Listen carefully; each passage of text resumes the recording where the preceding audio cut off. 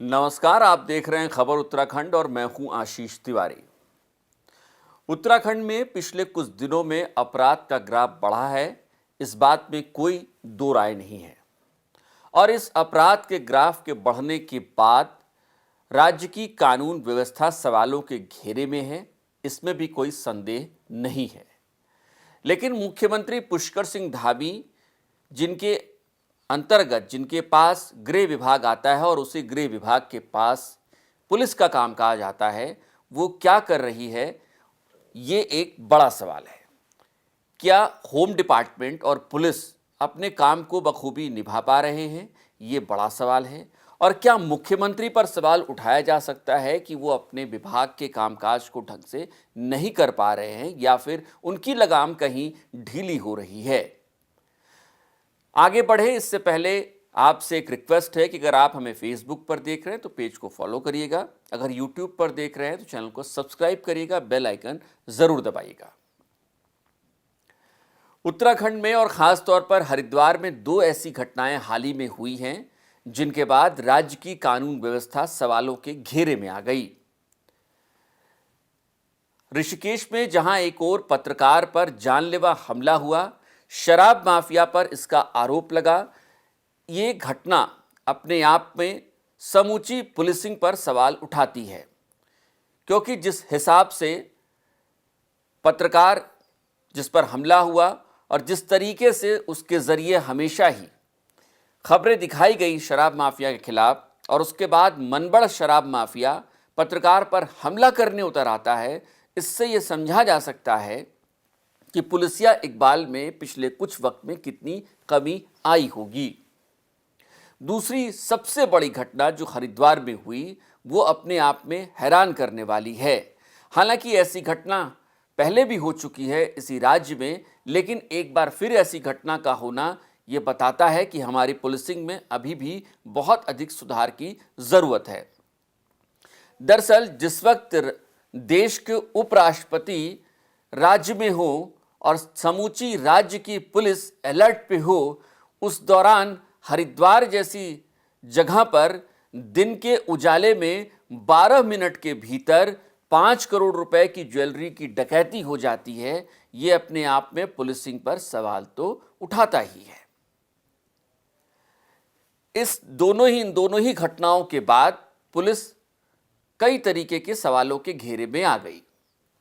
अगर आपको याद हो तो तकरीबन 1 साल पहले देहरादून में भी ऐसी ही एक घटना हुई थी, जब राष्ट्रपति राज्य स्थापना कार्यक्रम के अंतर्गत शामिल होने के लिए देहरादून पहुंची थी, और जहां पर राष्ट्रपति कार्यक्रम में शामिल हो रही थी उससे महज कुछ ही मीटर की दूरी पर, कुछ 100 मीटर की दूरी पर दिन के उजाले में लगभग 10 करोड़ रुपए से ज़्यादा की डकैती ज्वेलरी शॉप में डाल दी गई थी।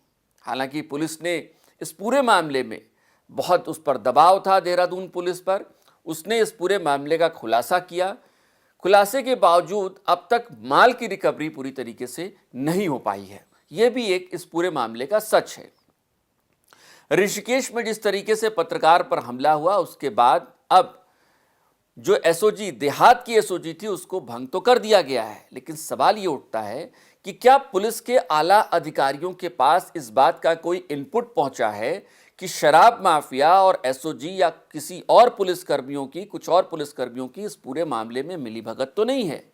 क्या ऋषिकेश और आसपास के इलाकों में जिस तरीके से शराब का कारोबार बढ़ रहा है, क्या शराब माफिया और पुलिसकर्मी आपस में मिलजुल कर ये काम तो नहीं कर रहे हैं? ये एक गंभीर सवाल है और बड़ा सवाल है। इन सारी ही घटनाओं के बीच में महिला अपराधों की भी लिस्ट लंबी है। महिला अपराधों को आप देखिए तो सल्ट से लेकर लाल कुआं तक महिला अपराध और उसमें बीजेपी के नेताओं का शामिल होना, ये तमाम वो बातें हैं जिसने विपक्ष को भी बैठे बिठाए इस पूरे मामले में एक मौका दिया है सरकार पर हमला बोलने के लिए। हरिद्वार के रुड़की में हुई एक ऐसी ही घटना जो पिछले दिनों घटित हुई, उसने भी विपक्ष को बैठे बिठाए एक मौका दिया है, जिसमें एक शख्स की तालाब में डूबने से कथित रूप से मौत हो गई। आरोप है कि पुलिस ने उसको निकालने का वक्त नहीं दिया। ये बेहद गंभीर है और ह्यूमन राइट कमीशन के अगर देखे जाएं, उनके जो नियम हैं, उनके जो रूलिंग्स हैं, उसके मुताबिक भी ये बेहद गंभीर मामला बनता है। और ऐसे में इस बात की पुरजोर आशंका है कि आने वाले वक्त में उत्तराखंड को इस मामले में ह्यूमन राइट कमीशन में भी जवाब देना पड़ सकता है। ये सारी ही घटनाएं जब घटित हुई, उसके बाद विपक्ष ने हमला बोला। तमाम और जो सिटीजन फोरम है, उन्होंने भी राज्य की कानून व्यवस्था को लेकर अपनी चिंता जाहिर की। उसके बाद आनन फानन में मुख्यमंत्री ने अपने आवास में तमाम पुलिस अधिकारियों को और तमाम जो बड़े अधिकारी हैं जो कानून व्यवस्था से सीधे तौर पर प्रभावित करते हैं, उनकी एक मीटिंग बुलाई। तमाम जिलों के कप्तानों को वीडियो कॉन्फ्रेंसिंग के जरिए जोड़ा गया और मुख्यमंत्री की नाराजगी इसमें साफ तौर पर नजर आई। यहां तक कि जो सूचना विभाग की प्रेस रिलीज आई, उसमें भी इस नाराजगी का जिक्र मिलता है। जाहिर है कि सीएम धामी ने इस बात को जताने और बताने की कोशिश की है कि न सिर्फ वो एक मीटिंग ले रहे हैं, बल्कि अपनी नाराजगी भी व्यक्त कर रहे हैं। ये एक सीधा संदेश है कि पुलिस अधिकारियों को अपने कामकाज में सुधार लाना होगा। जिस पुलिसिया इकबाल की बात हमेशा की जाती है, उस पुलिसिया इकबाल को फिर से बुलंद करना होगा। सवाल यह भी है कि पिछले कुछ वक्त में जिस तरीके से डेमोग्राफिक चेंजेस हुए हैं और पर्यटकों की बहुतायत इस राज्य में बढ़ी है, इसके बाद क्या क्राइम का ग्राफ बढ़ा है? क्या डेमोग्राफिक चेंज ने भी क्राइम के ग्राफ को कहीं प्रभावित किया है? ये भी तमाम बड़े सवाल हैं जिनकी चिंता पुलिस को और होम डिपार्टमेंट को करनी होगी। मुख्यमंत्री ने अपनी इस बैठक में साफ तौर पर कहा है कि लव जिहाद और धर्मांतरण जैसे जो मसले हैं, उन पर भी सख्ती से नजर रखी जाए, उनसे सख्ती से निपटा जाए।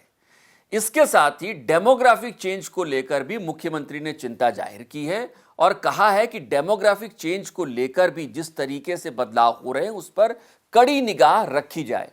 जाहिर है कि मुख्यमंत्री को इस बात का अंदेशा है कि डेमोग्राफिक चेंज ने क्राइम के ग्राफ को बढ़ाया है, लेकिन यह बात देखी जाए, अगर इसको फैक्ट्स के रूप में देखा जाए, तो जो मैदानी इलाके हैं उनमें यह बात एक तरीके से सही साबित हो सकती है, लेकिन पहाड़ों में अगर क्राइम का ग्राफ बढ़ रहा है तो यह परेशान करने वाली बात है। अब ऐसे में क्या उम्मीद की जा सकती है कि आने वाले कुछ वक्त में क्राइम का ग्राफ डाउन करने के लिए पुलिस कोई ऐसी कार्य योजना तैयार करेगी जिसमें पुलिसिया इकबाल भी दिखाई पड़े और जनता के मन में सुरक्षा की भावना भी दिखाई पड़े। संगठित गिरोह भले ही नहीं हैं, लेकिन असंगठित गिरोह काम कर रहे हैं, इसमें कोई दो राय नहीं है। क्या जिस पुलिसिया इकबाल की बात कही जा रही है बार बार, वो सिर्फ मैदानों में दिखेगा या पहाड़ों में भी दिखेगा? यह भी एक बड़ा सवाल है। आपकी क्या राय है? आपको क्या लगता है कि कानून और व्यवस्था में क्या वाकई में कमी हुई है? अगर कमी हुई है, कानून व्यवस्था बिगड़ी है, तो क्यों बिगड़ी है? क्या कहीं लगाम ढीली हुई है? क्या कहीं लगाम को और ज्यादा खींचने की जरूरत है? आप हमें कमेंट करके बता सकते हैं। अगर आप हमें फेसबुक पर देख रहे हैं तो एक बार फिर से आपसे रिक्वेस्ट है कि हमारे पेज को फॉलो करिएगा। अगर यूट्यूब पर देख रहे हैं तो चैनल को सब्सक्राइब करना और बेल आइकन दबाना मत भूलिएगा। नमस्कार।